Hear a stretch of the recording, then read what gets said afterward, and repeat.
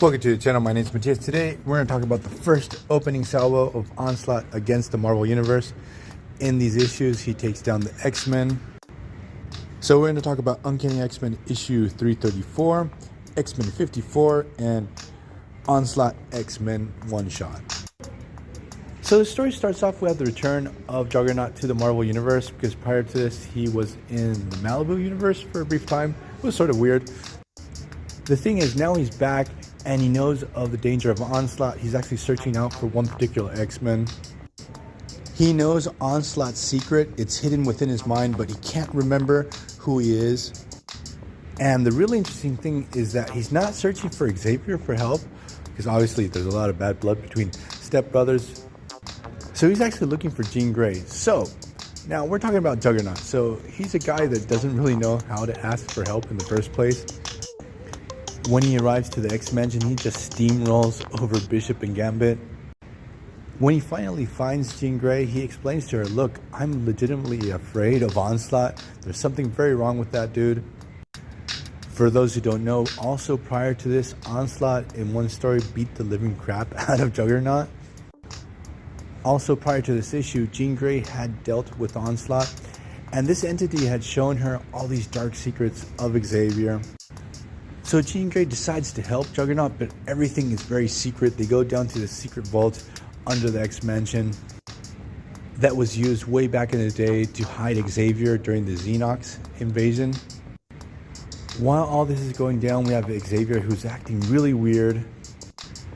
First, we have Xavier chewing out Cannonball over the whole ordeal of how he handled himself when Wolverine got kidnapped by Genesis and the Dark Riders. After that, he has a weird exchange with Cyclops where Scott discovers that Xavier is keeping tabs on X-Men. Most of the X-Men during this time didn't know of the existence of X-Men in the first place, or that Xavier had a brief little battle with this new character. So Jean Grey and Juggernaut go into this chamber. She starts going into his mind, finding all these psychic defenses that by no means have been put there by Juggernaut. While this is going down, we have the X-Men on full red alert trying to find Juggernaut near or around the mansion. So what happens is when Jean Grey finally finds out who is Onslaught, she tells Juggernaut, run for your life. He gets captured by Onslaught and he actually pulls out the Sidorak gem from his chest. And King Marco actually gets imprisoned inside. It has like this weird hell dimension, and obviously we have the demon of Sidorak in there too. We're going to have a tie-in issue where he's actually going to be liberated by Stephen Strange.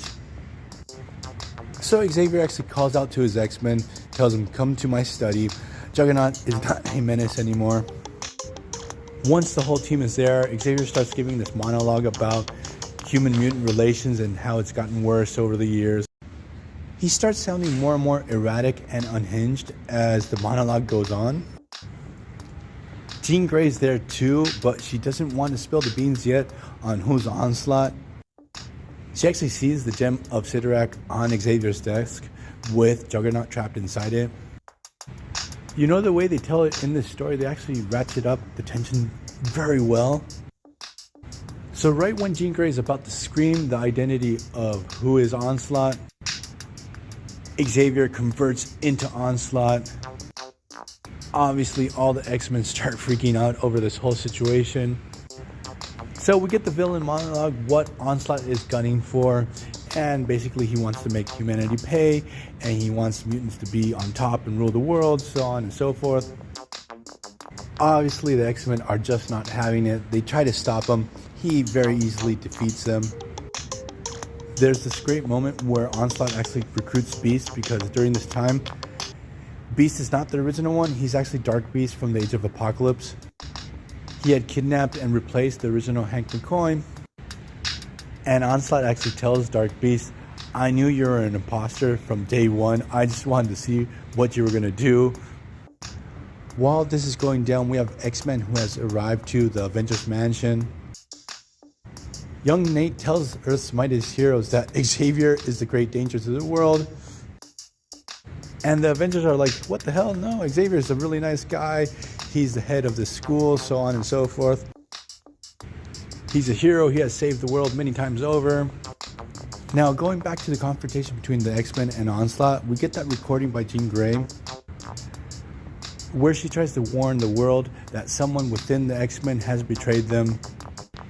This is the same recording that Bishop is going to see in the future, that by mistake, because the recording wasn't complete, Bishop thought Gambit was the one that betrayed the X-Men, not Xavier.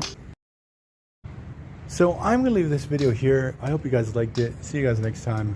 Bye.